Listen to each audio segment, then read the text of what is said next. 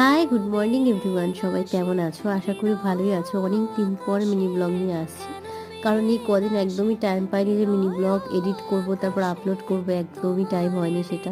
সেই জন্য অনেকটাই দেরি হয়ে গেছে, আর তার জন্য আমি ক্ষমা চেয়ে নিচ্ছি সবার কাছে প্রথমেই।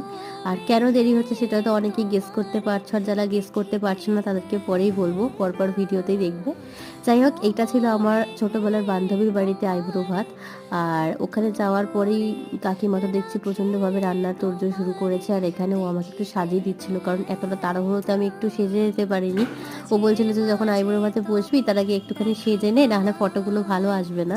আর সেই জন্য এখানে হাসি ঠাট্টা চলছিল, আর ইয়ার্কি ফাজলামিও চলছিল। তারপরে চলে এলো সেই দীর্ঘ প্রতীক্ষা, মানে খাবার দাবার পালার। খাবারে ছিল প্রচুর আয়োজন, ফ্রাইড রাইস, পোলাও, চিকেন, সমস্তটাই করেছিল কাকিমা একা হাতে। সাথে অবশ্য আমার বান্ধবী ও হেল্প করেছিল। বাকিটা নেক্সট পার্টে আসছে, দেখো কিন্তু।